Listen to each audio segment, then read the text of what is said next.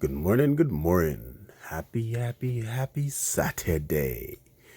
Welcome. What is this, the last week of December 2022? Let's dive in, guys. Let's dive into, um, you know, I've been ranting lately, and there's a reason for my rants. And let's just dive into what Swift is, right? Because we're all on this ripple this, ripple that, and we don't understand the industry that Ripple is trying to get a piece of, take over, or dominate, right? So let's dive into exactly what is Swift. What is this messaging system? What is it all about? What is this money transfer messaging system all about? Ever sent money to someone in another country, chances are you've used SWIFT, a messaging system used by banks and other financial institutions all over the world. SWIFT stands for the Society for Worldwide Interbank Financial Telecommunication, and it's been around for almost 5 decades. It's headquartered in Belgium and is controlled by the G10 central banks, as well as the European Central Bank. It was founded with 239 banks in 15 countries and now connects more than 11,000 member banks in 200 plus countries and territories around the world. Trillions of dollars worth of currency is sent across borders every single day and is largely thanks to SWIFT. Before SWIFT, the world used telex, or a telegraphic transfer, to transfer funds internationally. The system was slow, usually taking between 2 to 4 business days to complete a transfer, and it involved describing each transaction with sentences instead of codes. So how does SWIFT work, and what happens if you lose access to this important part of the international economy?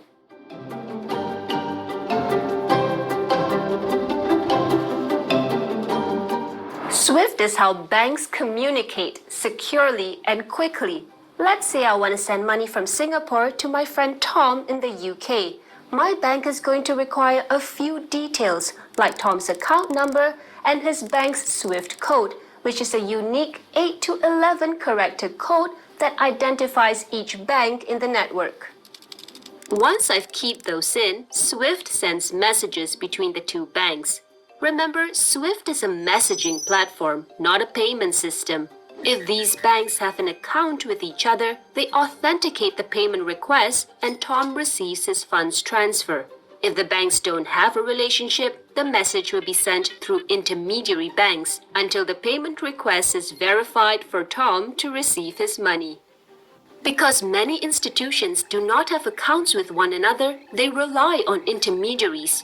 And these intermediaries usually have a presence in the United States, given the dominance of the greenback, which means they can be policed by US authorities. Alistair Milner, a professor of financial economics, explains more. It's really about secure, automated payments. So they help banks make payments to each other in a secure way, but particularly in an automated way so that everything integrates with the bank systems. While SWIFT is overseen by a neutral organization, its influence has made it a tool for policymakers to impose economic sanctions on countries that step out of line. In February 2022, several Russian and Belarusian banks were barred from the SWIFT network as part of economic sanctions after Russia's invasion of Ukraine. It's become a symbol. So it says, we can exclude you from SWIFT, and that's a kind of a substantial threat. But really it's shorthand for saying we're going to exclude you from financial transactions around the world. However, Russia's not the first country to be disconnected from the SWIFT system. North Korea and Iran have also had their banks barred. What that kills is the automation of payments. What SWIFT allows is for all the messaging to integrate into the bank systems. And so there's no manual intervention. If I'm sending $100 somewhere around the world, SWIFT will make sure that gets through. And the true cost of that is probably only a few cents. But if I do it manually, it could easily cost $100 or more to get people to make the necessary telephone calls. But for the big payments of $1 million, the automation convenient. Maybe it helps get things done a bit quicker. But at the end, it doesn't matter so much. They can still communicate and get banks, if the banks are willing, to make those transactions anyway.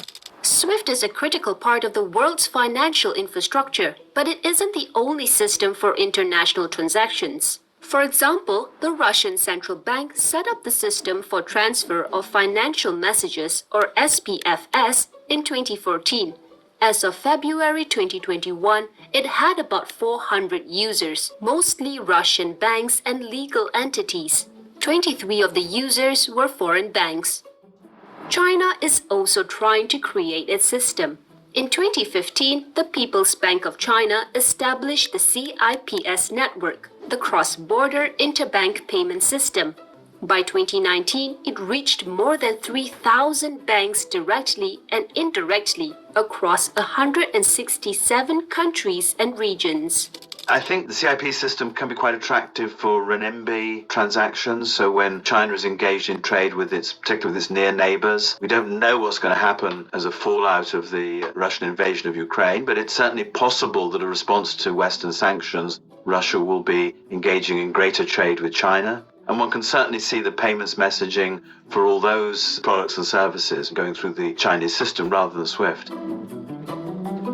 How hard or easy is it for a bank to join alternative networks? It's hard to see that being used much outside of those specific countries. Ultimately, you want to deal as directly as possible with the banks you have relationships with, and SWIFT is in a very strong position in being able to provide that required connectivity.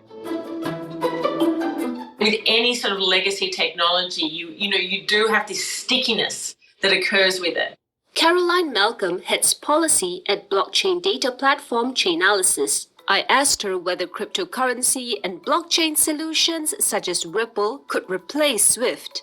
There's an adoption curve that really happens. You sort of have your crypto native companies, for example. You've got your sort of fintechs, and then you've got your sort of more traditional financial players. At that end of the spectrum, your traditional financial players, you are looking at sort of a number of different issues in terms of how to integrate, how to actually participate in new payment systems like crypto-based ones. But there's also a sort of an education process as well that has to happen, both inside these institutions, but also with the customers.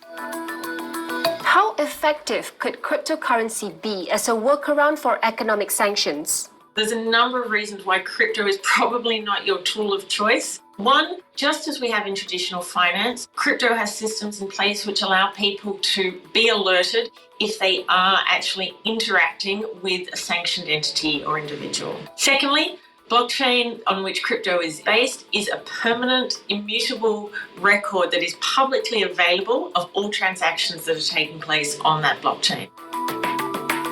Should SWIFT be afraid of blockchain technology? I don't really recognize that view of SWIFT as ripe for disruption. I know there are a lot of technology startups who claim that they can grab a big piece of the action, but I think we've got to remember the importance in payments of network effects. It's really very difficult to try and attract all 11,000 banks onto another system, and especially one which actually, on the whole, works pretty well. 95% of SWIFT payments throughout the world, they're all completed comfortably within 24 hours. That's not to say that SWIFT is perfect. All this discussion about disruption has been quite positive because it's actually accelerated changes in the SWIFT system, including the GPI.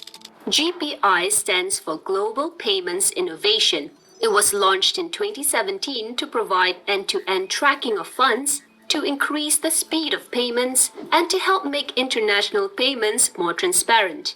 SWIFT doesn't actually transfer money per se. It's transferring information like banking orders. What's interesting about a system based on blockchain is that you will have certain services which continue to be intermediate, like centralized crypto exchanges, for example, but it also allows people to hold their own funds, their own different forms of value, and allows people to actually really kind of control that in a very direct way. And I think what we've seen in terms of how the industry evolves is that that's something that some people want to do. They want to have that sort of personal control. Other people still want to keep using an intermediated service. But the nice thing about this technology is it finally gives people that choice. With blockchain technologies still developing, rerouting the globe's financial transactions through smaller messaging networks remains unlikely for now. However, in the long term, these networks could mature, and the way money moves around the world could change. You don't detach from a legacy technology or legacy system like SWIFT overnight. There's been huge amounts of investments in that, but there are certain capabilities and features which, blockchain-based systems have that can't be matched through traditional systems. One of the more interesting developments is what's known as central bank digital currency. It's certainly possible that in 10, 15 years' time, the businesses and individuals will get quite used to exchanging digital currencies, perhaps directly with each other. Now, in that case, the role of SWIFT would begin to change. It would still be the messaging to support international payments, but they would have to adapt to take account of that new type of payment. Certainly a possibility for the future.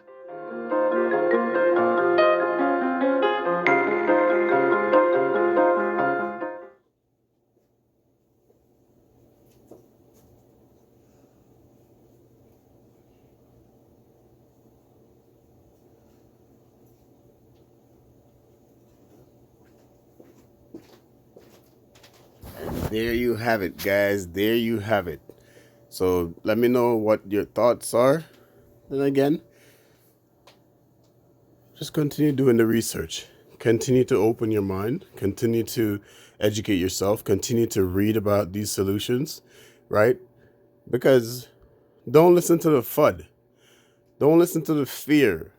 Don't listen to the drama that's going on around here. Because as you can see, most of these guys, what they do, they pick up these stories and they add a couple rumors, couple dramas to it so it can sell, so people can click on it. It's clickbait, and they're talking about nonsense, right? So it's important to do your own research, man.